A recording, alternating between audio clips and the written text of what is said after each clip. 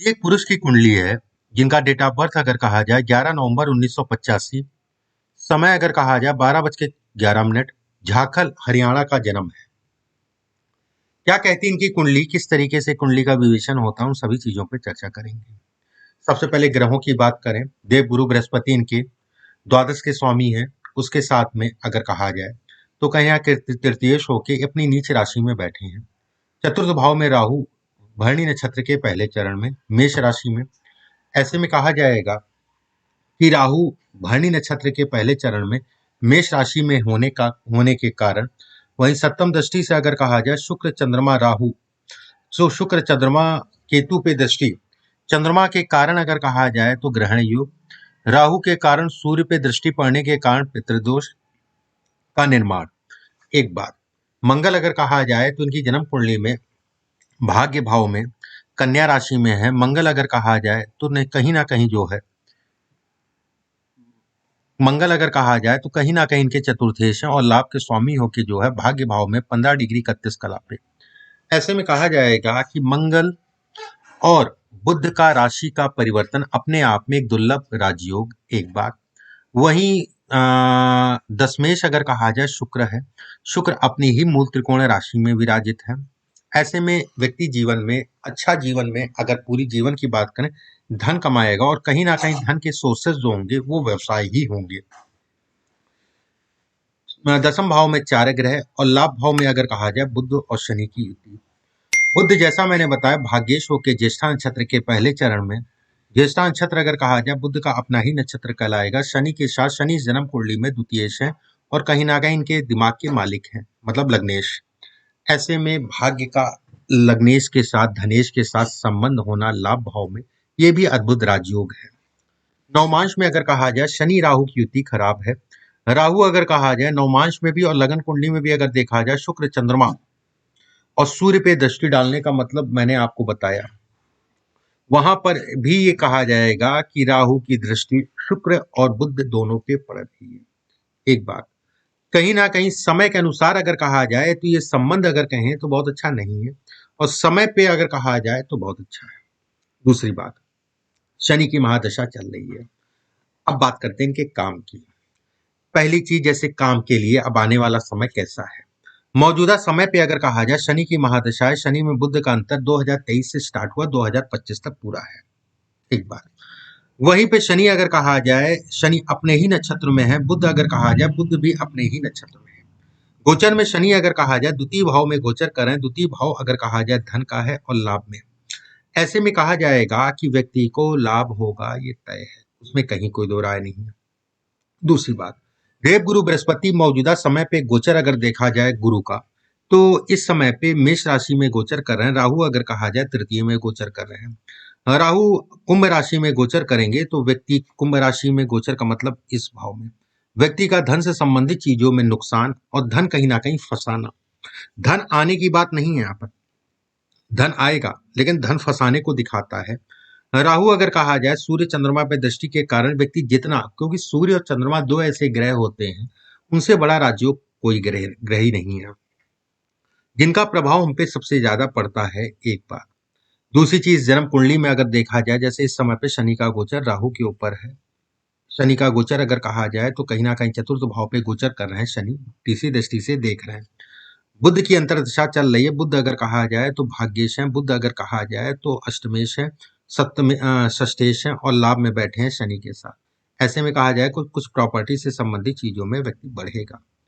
जब शनि का गोचर अगर कहा जाए, मीन राशि में गोचर करेंगे शनि, मीन राशि में गोचर करेंगे और मीन राशि में गोचर के उपरांत अगर कहा जाए तो साल 2025 में सितंबर और साल 2026, 25 और 26, 26 और 27, ये साल अगर कहा जाए तो कहीं ना कहीं व्यक्ति प्रॉपर्टी से संबंधित चीजों की तरफ जाएगा। प्रॉपर्टी अच्छी मात्रा में कहीं ना कहीं परचेस करेगा। एक बार मौजूदा समय की बात करें, कुछ स्थान का परिवर्तन हो सकता है कार्य क्षेत्र के अंतर्गत, मतलब काम, ऑफिस चेंज करना या नया ऑफिस बनाना, इससे संबंधित ये समय अभी चल रहा है। शनि में सूर्य की अंतर्दशा अगर कहा जाए, शनि आपकी जन्म कुंडली में अनुराधा नक्षत्र के पहले चरण में लग्नेश और द्वितीय, सूर्य अगर कहा जाए तो अष्टम के स्वामी होके जो है दशम में है, ऐसे में कहा जाएगा काम धाम धन इत्यादि चीजों के लिए समान, लेकिन उस पीरियड में अगर कहें तो सूर्य और राहु का संबंध बन रहा है, कहीं ना कहीं माता या पिता घर परिवार में शारीरिक कष्ट देगा, उसमें कहीं कोई दो राय नहीं है। शनि में चंद्रमा की स्थिति देखी जाए तो चंद्रमा अगर कहा जाए तो सप्तम का स्वामी होकर द्वादश में है। ग्रहण नामक दुर्योग पत्नी के स्वास्थ्य से संबंधित या पत्नी को लेकर थोड़ा सा ये डिस्टर्ब करता है एक बार। वहीं पे ये भी कहा जाएगा कि मौजूद उस समय पे जिस समय पे गोचर में आपके जो है राहु के ऊपर शनि का गोचर होगा 27 साल 2027 और 28 की बात कर रहा हूं मैं, उस समय पे व्यक्ति को व्यवसाय में पार्टनरशिप से संबंधित चीजों में धोखा लगेगा, पार्टनरशिप से मनमुटाव होगा। वो समय अगर कहा जाए पार्टनरशिप से संबंधित चीजों के लिए बिल्कुल भी अच्छा नहीं है। साल 2033 में जब शनि में मंगल के अंतर दशा लगेगी, शनि में मंगल के अंदर दशा रहेगी, उस समय पे गोचर में शनि अगर कहा जाए तो कहीं ना कहीं कुछ अंश अगर कहें तो वृषभ और कुछ अंश अगर कहा जाए तो मिथुन। मिथुन का अंश मतलब हो गया 33। वो पीरियड व्यक्ति के लिए चोट चपेट का है, शारीरिक कहीं ना कहीं पीड़ा का है, वाहन से संबंधित दुर्घटना का है। वाहन से संबंधित चीजों में कहीं ना कहीं दुर्घटना को ये दिखाता है। वाहन तो इस समय पे भी व्यक्ति को परेशान करेगा, वाहन गाड़ी आराम से चलाइएगा, उसमें कहीं कोई दो राय नहीं है। दूसरी बात, तीसरी चीज आपने पूछा है कि व्यवसाय आगे। देखिए व्यवसाय से संबंधित कोई दिक्कत नहीं, आप व्यवसाय कर सकते हैं, व्यवसाय से संबंधित चिंता वाली बात नहीं है। चंद्रमा नीच का है, इसमें अगर देखा जाए तो मन पे कंट्रोल करके चलिए, पत्नी के स्वास्थ्य का ध्यान रखिए एक बार। वहीं अगर कहा जाए देवगुरु बृहस्पति नीच के हैं, कोई बात नहीं, 15 डिग्री 55 कला पे है, जिसकी राशि में नीच का है वो ग्रह अगर कहा जाए शनि बनेगा, और शनि अपनी ही राशि को देख रहा है, मतलब गुरु को वो बल दे रहा है।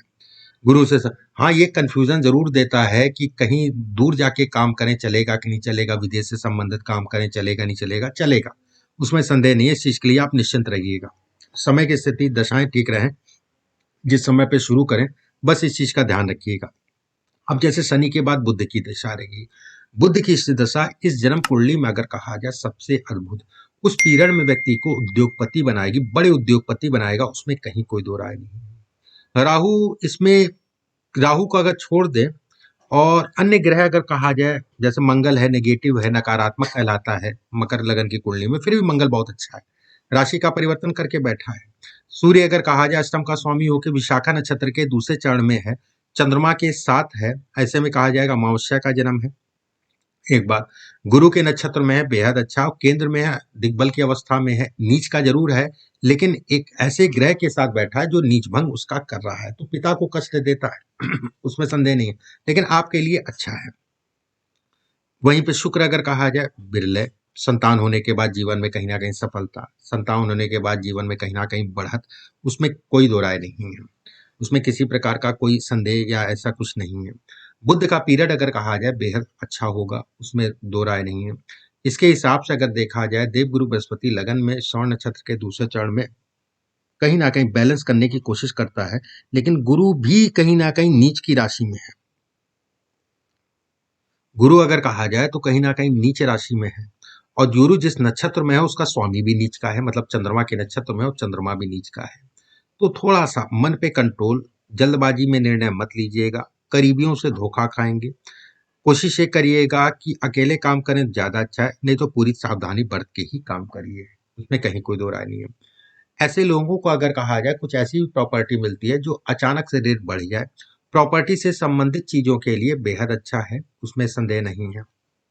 एक बात, दूसरी चीज ये भी कहा जाएगा कि व्यक्ति जो है 26 और 27 में ट्रेवलिंग बहुत करेगा, उस पीरियड में अगर कहा जाए तो विदेश जाएगा, ये तय है, उसमें कहीं कोई दो राय नहीं। और विदेश से संबंधित चीजों में धन लाभ या लाभ भी कमाएगा, विदेश से संबंधित चीजों में, उसमें कहीं कोई दो राय नहीं है। बाकी जन्म कुंडली जो भी चीजें मैंने कही उन चीजों का ध्यान रखिएगा, और इसमें पन्ना जरूर पहनिएगा, पन्ना आपके लिए लाभप्रद है। नीलम आपने पहन रखा है, बिल्कुल ठीक है, नीलम मत उतारिएगा, ठीक है। बाकी आपकी जन्म कुंडली अच्छी है। अभी के लिए बस इतना ही, नमस्कार।